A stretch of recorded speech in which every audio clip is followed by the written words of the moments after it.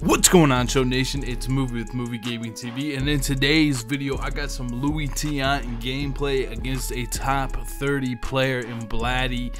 And in this video I just kind of want to talk to you guys about like how I use Knuckleballers, how to use Knuckleballers effectively, even why I think like Stephen Wright, R.A. Dickey, they have value in this game. And if you picked up Louis Tiant or you picked up Phil Necro and you want to know how to use them, this video is going to be for you.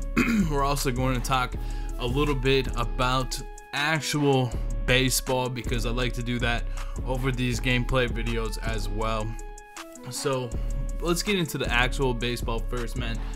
So the Royals, man, dude, Salvador Perez being out is brutal, man. It's been brutal. They got Cam Gallagher, they got Drew Butera, who are both trying to do the best that they can, but we really miss Salvador Perez. It's like we go from a four-time All-Star, a gold player in the game, to a guy with 5 career at-bats and a common card catcher, and it's just not good. And Alex Gordon also benched.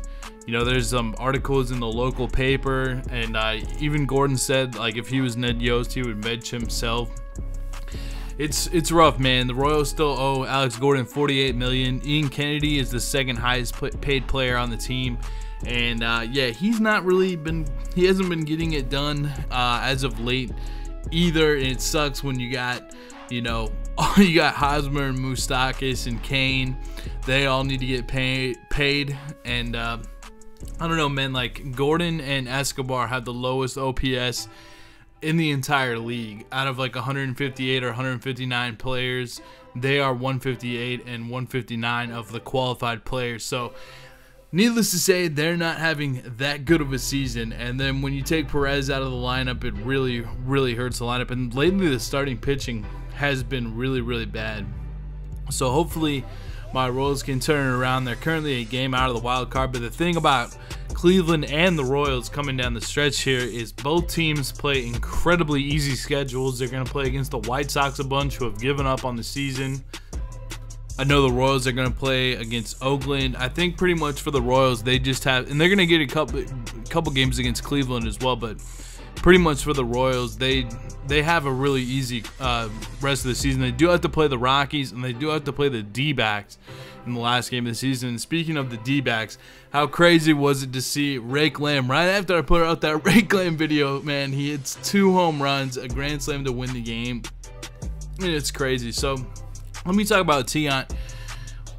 In this video, in this gameplay, if you watch the entire thing, you're gonna see where I spot pitches, specifically the knuckleball. I spot it inside like that, and that's really the money spot to pitch it. Like just where you pitch like a cutter, just put that thing inside. You can use the plate in the analog interface to try to hit the corners, and that's like the best spot to put it. You can just put it like over and over again in those spots, but you gotta mix it up too. I like to mix it up quite a bit as well. Like I don't just throw all knuckleballs. I'll throw fastballs and sliders because they're always going to be late on them pretty much. You just have to keep them out of the middle of the plate and mix them up. And if you do that, it's going to keep your opponent way off balance. And people are always late on the knuckleball too because it just darts at the last second. Like the knuckleball pitchers can take out any player. Like that's how good they are. That's why I have Tiant as the #1 pitcher and Necro as the #2 pitcher, because they literally can take out anybody. They don't even have to have stamina. They can go the entire game if you use them right. And I really recommend you getting them, but you just got to keep it, you know, it's just kind of like pitching in general. Like you want to hit different spots. You don't want to be predictable. But those are, I just wanted to give you guys some of the ways that I pitch with them. So just keep hitting that inside spot, and then it will end up for a strike a lot of the time. It's crazy how that spot works. You can also always check out Cardinal Bird's video on R.A. Dickey from last year. That's basically what I follow still to this day when using the knuckleballers. But I like to mix up Tiant's fastball and his slider, especially to righties. I rarely use the curveball or the palm ball. Like just very rarely I'll use that. Most of the time it's going to be knuckle and slider and a little bit of fastball. Because like I said, man, like you have to sit on the knuckleball. You can't just like sit on the fastball or sit on the slider. But it's important also to hit the zone with the knuckleball as much as you can too, because you don't want to be outside the zone a bunch with the knuckleball, but it's weird when you put it like over there how often it hits the zone. And then, you know, some at bats you might only throw it like once or twice. One thing I've noticed is like when you get in a crisis situation, you know, like where you really need it now, just throw the knuckleball. Like, don't try to throw a curveball and, you know, bounce it to the plate and have it hang or something silly, you know. But once you start mixing in these pitches, it becomes like impossible to hit because you don't know it's coming. You have to sit back on the knuckleball. You're going to be late on the fastball. The knuckleball at 2 strikes can be devastating too because it's like you want to take it and it can hit the zone, or you want to swing at it because it's going to hit the zone. When it's out of the zone, you get weak contact. There's just nothing like these knuckleball pitchers in this game, man. I'm telling you, man, they are the best. Make sure you go and pick one up. So just watch this gameplay. What I did in this gameplay is I cut when I was scoring runs, but I also just cut every inning that Tiant pitched. And Bladdy's a really good player too. I'm not really sure why he was pitching Fergie Jenkins. If I had to guess, he is pitching Fergie Jenkins to try to get the Pepe Alazar missions done because he is a hardware pitcher. And if you guys still haven't checked out my video on like Joe Random mission tips, be sure to check that out because I know a lot of you guys are getting it, and I really hope that video's helping out. And like I said, if you have any questions, always just put them in the comments. I'll have to go back and check the comments on there because honestly I get a lot of YouTube comments, so it's hard for me to manage them all. I just do the best I can, but drop a comment in there. I think I covered everything pretty well in the video. You can always hit me up on Twitter at Movie Gaming TV as well. So I haven't been live streaming as much the past two days or something like that. I've been live streaming a bunch, but I haven't the last 2 days, mostly because I'm playing off stream and I need like full complete focus on these games because I need like still like 220 rating points, man. Like I think first place is like 1200 something. BA Sports Fan is in first place and he's put a good good like buffer between him and second place, so that's what everyone's shooting for. And usually like what's been happening is I'll go like 5-1 or 5-2 on the day, and that's not good enough. Like I need to go like 10-0 or like 6-0 like every day, you know. Like if I can do that up until I believe the 14th is the last day, I could put myself in a good spot of at least getting into the top 18 and getting on the first page. So when I do the season in review video, then I'll be like way up there. You know, like I want to be, when I do that video, man, like I want to be on that first page, like for sure, man. Like I'm coming for the top spot. I don't know if I have the ability to make it to the top spot, but I can at least try to play a lot. Like at least try to give myself the best shot to get up there. So lately, Mike Trout actually today has been playing down on inside edge. So I moved in Joey Votto, but in this game I still had it in the Trout. You know what's really weird is I still feel like he has 90 fielding at first base, but I feel like they just took away the throwing animations from him. Me and Cardinal were going to do a video a while back on like if you have a guy at third or if you have a guy at first base, specifically, excuse me, it's specifically at first base if it really matters who you play, because a lot of people play like, I know like Healy's played like Bryce Harper, a lot of people play like Eddie Matthews at first.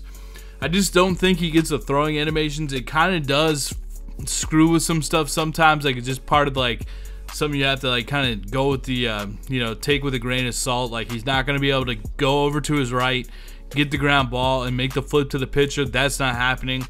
When he gets the ground ball like over to the right and he has to run to the bag, sometimes there's like a little bit of a delay between when he gets the ball and runs over. If he has to throw it, it's not good. But as far as like catching the ball at first base and scooping the ball, like he's as good as any first baseman in the game. He's still, if he can get, you know, the ground ball, it's hit hard enough to him, he'll be able to like go over to first base and make the play. I don't know, man. I kind of wish they'd reduce that penalty a little bit. I remember in MLB The Show 16, they like even advertised like you put like a lefty at shortstop and stuff. Like they even talked about like putting like Eric Hosmer at shortstop and stuff. I don't know, man. Like I think that's probably going to be like an unpopular opinion, but I just feel like Mike Trout could play first base in real life. Like, and they, you know, like if someone has good fielding, they should have more versatility to where they field. Now, I'm not saying that like you should probably play a lefty shortstop and stuff like that, like we've seen in years past with like a lower penalty. But I think like certain guys with high fielding ratings, like they need to like look at the cards more individually and think about like who could play where hypothetically. I do like how the live series cards do have, like, you know, like guys like Correa, they can play him at second or short or third. Like Seager has like second and short and third. I do like that about it, but it's like I've tried playing like Ernie Banks at first. Like I feel like he could play first base. He actually did in his career. He doesn't have it as a secondary position. Hanley Ramirez, they has it in the live series, but his flashback doesn't have it. Like Cal Ripken, it's like, couldn't Cal Ripken play first base? Like I don't know, man. It's just like, so if you're going to like a first base position, I think like most people should be able to play. That's just my opinion though. What do you guys think? Drop it down in the comments below. So how many of you guys out there watching this video, do you guys have Tiant or Necro? It'd be real interesting to see if they ever put the R.A. Dickey back in the game. The Dickey was really nice too. A lot of people will want to friendly quit when they see that you have the knuckleball pitcher, because it's just so hard, man. You could be like on the hottest streak, you know, you're like on a 3 or 4 game winning streak, and then you run into a knuckleballer and just getting weak contact. And I'm telling you guys about Steven Wright, man. I think he's one of the more underrated cards if you have a budget team, because I've run up against him myself and had trouble going against him, especially with someone using this strategy. I'd be interested to know if any of you guys out there have used Steven Wright this year, like on a budget squad over some of the other starters. You know what I mean? Like, that'd be real interesting for me to know. So let me know down in the comments below if you have done that. Who are some of your guys' top 5 pitchers and top 5 hitters? I did put out a couple videos today about just kind of like a throwback video, just trying something a little bit different. It's always good, like, if you have a channel, just to throw out something different, just kind of see what the response is, see who's watching what, you know what I mean? Like, see what kind of numbers you get on it. I think it's always good to like shake it up and do something like that. So I did do that today because it's been a while since I've done that. Hit you guys with some content that you probably weren't expecting, type of thing. But I don't know, at the same time, I always want to put out stuff that you guys are ready for and looking for. If you guys have any anything you'd like for me to do down in the comments below, make sure you guys put it down in the comments below and upvote it so that I can you know, consider making it, because I've done a lot of gameplays and and I've done a lot of tips. Just like, what do you guys need help with, so that I have some ideas for what I'd like to do, you know, going forward with the channel, with the season. We are getting close to the end of the season, man. The playoffs are right around the corner. It's going to be playoff time soon. It's crazy, man. I had these videos going back a while back, and I was saying the Dodgers, they've been on a crazy roll. How are the Astros doing, man? The Astros been still playing good. I know, like, they just got George Springer back, which is good, and Altuve's tearing it up. Giancarlo Stanton leading the league in home runs. He's tearing it up. How has Aaron Judge been doing, man? I'd like to know that, if you guys know, down in the comments below. The Mariners have been hot lately. They've taken that wild card spot like I was talking about earlier. I think their schedule gets a little bit tougher, so it should be interesting, but they also haven't made the playoffs in a long time, so I know that their fan base is hungry, and they have a big fan base. At least a lot of people I know, like Serenity and EJ and Clutch Silver, they're all hoping and just they want a taste of the playoffs real bad, which is understandable, man. There's nothing like playoff baseball. So as we sit here in August, man, I cannot wait for playoff baseball. I love playoff baseball. It is so much fun to watch. I love when they get Ernie Johnson, who usually does like the NBA stuff for Turner Sports, and when they put the games on TBS. For some reason, I really like when he announces the MLB games. I'm not like 100% sure if they're gonna bring him back this year, but I really like when he announces the games. I think it's awesome or something. Like, I really enjoy when he does that. Guys, I just wanted to thank you guys also for the support on the BR run the other day. I don't really play BR that often. I think I need like 12 wins to maybe get some like program packs or something like that. So I might play it again soon. The only reason I really don't like to play it is just because when I go on All-Star and I play on All-Star, you know, I got the bigger PCI, and also the pitch speed is slower. So I have a bigger PCI and the pitch speed is slower. So when I go back to Hall of Fame, I'm playing against like really good players with really good pitchers. The ball is it makes it a little bit harder to hit. Like I have to readjust. So that's like one of my main reasons for not playing BR. But we did have over 450 people across YouTube and Twitch. And if you don't follow me on Twitch, it's twitch.tv/moviegamingtv. I use this service called Restream.io to stream on both YouTube and Twitch at the same time when I do it. But some of these games get really competitive, and like, you guys should let me know down in the comments below. I do get a lot of complaints when I stream because I'm not like super interactive. I think I'm still pretty interactive. I just say when I talk. First of all, I try to be myself, and then second of all, I just like to like speak up when there's something like really going down. Sometimes I just don't have anything to say, man. So I just don't say anything, and like I let the gameplay speak for itself. But let me know if you guys want me to stream again soon. I actually play pretty well under a stream. The only thing that's tough is there's like little things that if I'm playing top players and they're watching the stream, they can like get an edge on. I know there's a delay and stuff like that, but like I don't even want to get into it because I want to be able to stream, and I don't want someone to watch this video and then think about like these little tips that I could give you on, like, if you're watching a stream, just little bits of information that can give you like enough of an edge to beat somebody that you're playing against on stream. But I probably will be back streaming soon. Especially I can't wait for like some new packs and like the roster update on Friday, man. Like that's gonna be like a lot of fun. Guys, I'm hoping to do a collab with JB Gaming. If you guys don't know JB Gaming as well, I don't know how, man, but go give him a follow on Twitch. He's one of the cooler guys in the MLB community. He reminds me a lot of myself, you know, just like a former jock that like loves sports and shit like that. So make sure you guys go check him out and give him a follow on Twitch and on Twitter. He's awesome, man. He's been putting on like a lot of tournaments and stuff like that. All you have to do is sub to his Twitch for like $5, and you can enter into the tournament if there's a spot available. It's been pretty cool. The last one was fun. I didn't do very well, but the last one was fun, and I'd like to be in the next one, hopefully. So I feel like this commentary is like me asking you guys a lot of questions, but who do you guys think is going to win the MVP in the NL and the AL?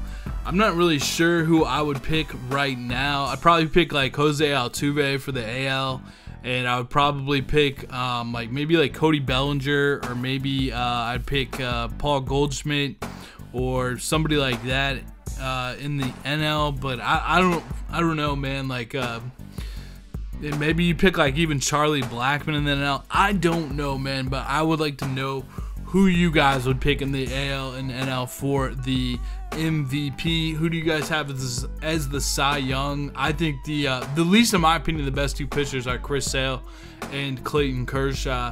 I think they definitely should get a look at the Cy Young, but I know you guys know the advanced stats and stuff like that a lot more than me, and be sure to put that down in the comments below so we can get a discussion going on those two topics.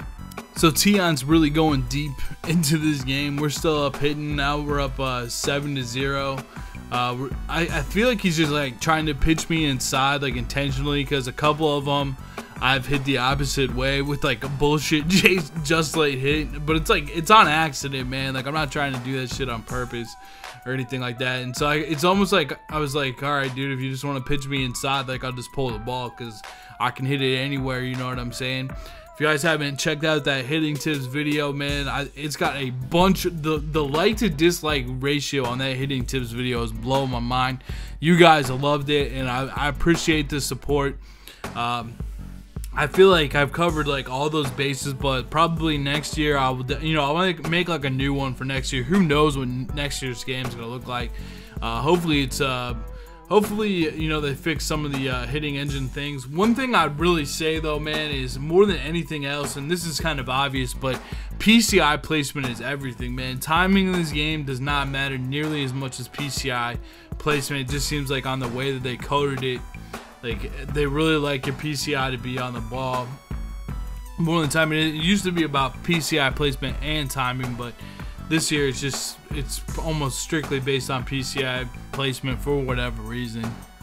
So we're still cruising along here, man. We got a shutout through 7. I feel like he's got a pretty good lineup. I mean, he's got the 12-0 title card. I've seen him up there.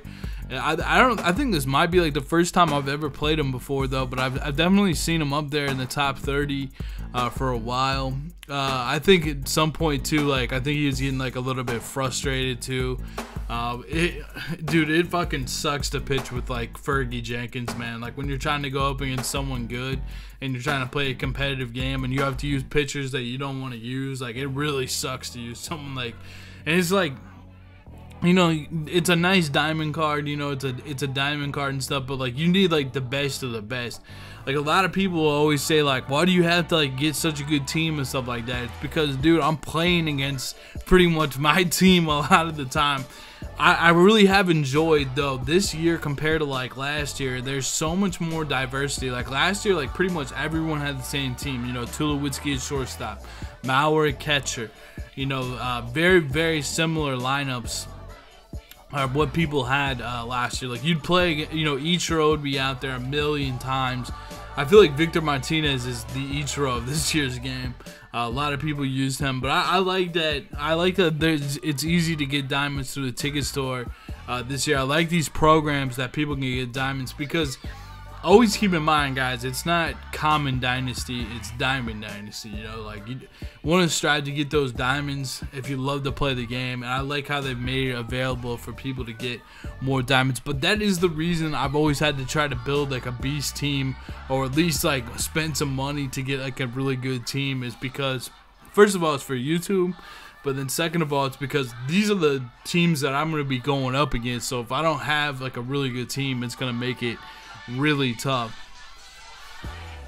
I also feel like the Pepe Alazar invasion is about to hit, man. Like everyone's about to have him real soon, so get used to playing against him. I'm telling you, man, if you're thinking about trading him for Chipper or Pujols and you're not a Braves or Cardinals fan, I know there have been some people that have regretted trading him in. I don't really see a logical reason for doing it if you're a competitive player. Now, if you're someone that just hates the card and you don't like Pepe Alazar at all, you don't like the idea of it, you don't like creative players, well, then I understand where you're coming from. I understand why you would turn it in. But if you're indifferent to it and you just want some advice on whether you should do it or not, you know, pick up another player, I would say definitely do not do it. Definitely do not do it. He's you know, he's 99 everything with the switch hitting. His swing is fine. You probably swung with his swing a million times with pitchers, so they didn't pick like a really bad swing or anything. He's got that cannon in center, which is where I recommend that you play him. Just when you use him, man, be very selective, because like you can get a walk, and then once you get a walk, you can steal bases with him real easy. Some people have asked me about like how they should set their lineup once they get him. What I do is I bat Alazar leadoff, and then I put Trout in the 2-hole. So put one of your better hitters with speed in the 2-hole, and then bat your creative player third. And the reason you want to do that is so that if they intentionally walk Pepe Alazar and then they want to, like, they have to pitch like Mike Trout or intentionally walk him, like if you stack them together, then they can intentionally walk both of them. And there are some people that just straight up are like, screw it, dude, I'm gonna like treat them like Barry Bonds, I'm gonna intentionally walk them like no matter what. So you gotta be aware of that. Some people will try to attack them, but you know, when you have better players, you know, people aren't going to want to throw in the zone, so don't get yourself out. Like, sometimes I swing at the first pitch with Alazar, and I feel real dumb about it, because it's like, why did I do that? So this part of the game's kind of interesting. I'm trying to work on this shutout. I thought that was a pretty good slider right there. I thought that should have been a strike. Throw another one here. And he ends up finally getting some like good contact on it and smashed it pretty hard.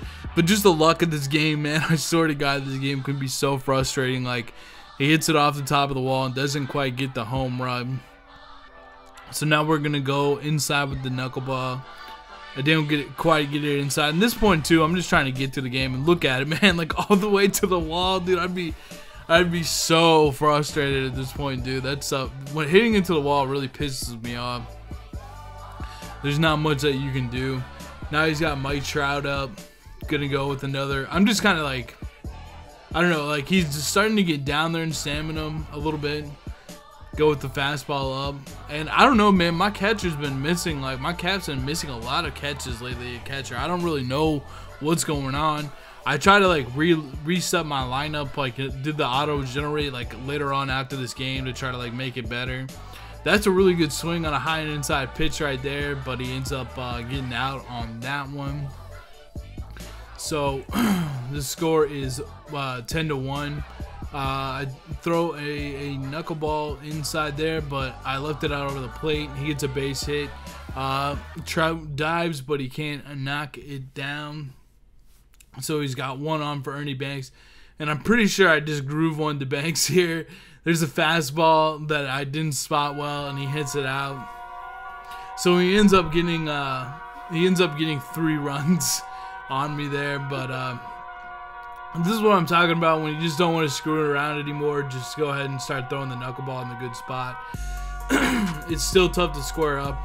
He ends up, like I said, he gets a couple runs, but dude, to go the entire distance against this lineup is pretty damn good, and he almost gets another one there, but he can't quite get it, so we end up getting the win. Thank you guys so much for watching this video. I will talk to you guys in the next video. I hope you guys have a great day, and drop a like and a sub if you haven't already. Peace, guys. Take it easy.